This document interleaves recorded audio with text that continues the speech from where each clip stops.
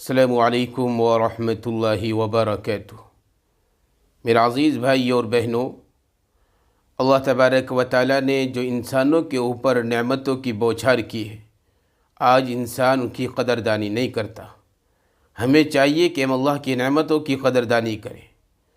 آج کا انسان ایسا ہے، جب ہم اپنے اوپر غور کرتے ہیں تو ہماری عادت یہ ہے کہ جو اللہ نے ہمیں نعمتیں دی ہے، ہم ان نعمتوں کی قدر نہیں کرتے۔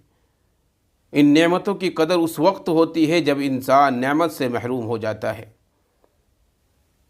لکھا ہے مولانا پیر فقیر ذوالفقار صاحب نے اپنی کتاب میں کہ ایک مرتبہ حرم میں ایک شخص کو دیکھا، اس کے دونوں ہاتھ اس کے کندھوں سے کٹے ہوئے ہیں۔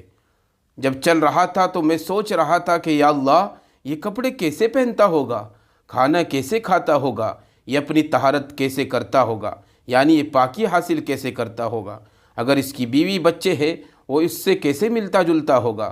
سونے کی حالت میں کمبل یا رضائی نیچے ہو گئی تو یہ کمبل یا رضائی اپنے اوپر کیسے لیتا ہوگا، اور پانی کا گلاس تو لے ہی نہیں سکتا۔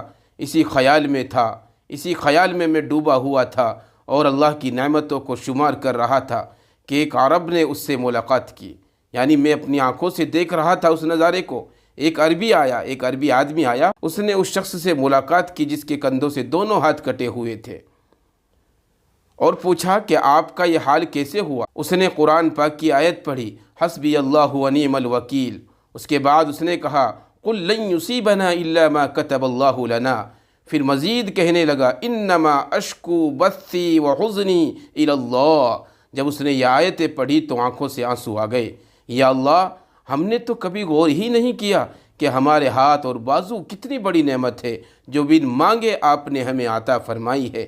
اگر کسی کو بیٹھے بیٹھے فالج ہو گیا، کسی کو فالج لگ گیا، کسی کو لقوہ آ گیا تو پاؤں کام نہیں کرتا میرے عزیزو، ہاتھ کام نہیں کرتا، زبان کام نہیں کرتی۔ ان نعمتوں کی قدر کا احساس ہوتا ہے جو اللہ نے ہمیں دی ہے۔ لکھا ہے اپنی کتاب میں مولانا پیر فقیر ذوالفقار نے کہ کچھ دنوں کی بات ہے کہ ایک تقریب میں ایک صاحب نعت پڑھ رہے تھے۔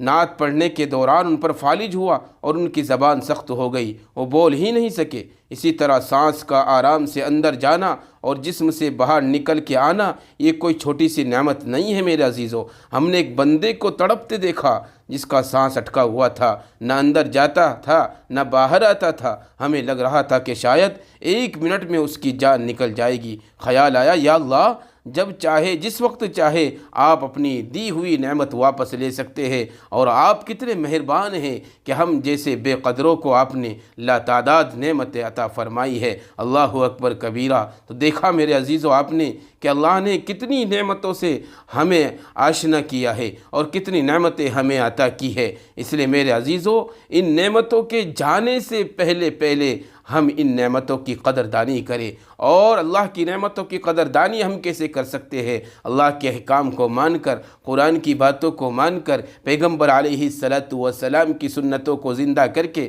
آپ کی ہدایت اور آپ کی تعلیمات کو مان کر ہم اپنی نعمتوں کی قدردانی کر سکتے ہیں۔ نہ یہ کہ ہم اللہ کو بھلا کر، اللہ کے احکام کو بھلا کر اور اللہ کی عبادتوں کو پامال کر کے، نمازوں کو چھوڑ کر ہم اللہ کی نعمتوں کی قدردانی نہیں کر سکتے۔ اس لیے میرے عزیزو، میرا کہنے کا مقصد یہ ہے کہ اللہ نے ہمیں بنایا ہے، اللہ نے ہمیں پیدا کیا ہے، اللہ نے ہمیں نعمتیں دی ہے، طرح طرح کی نعمتیں دی ہے۔ اس سے پہلے کہ اللہ تبارک و تعالی ہم سے یہ نعمتیں چھین لے، ہمیں چاہیے اور ہمارے اوپر لازم ہے، ضروری ہے یہ بات کہ ہم اللہ کی نعمتوں کی قدردانی کریں۔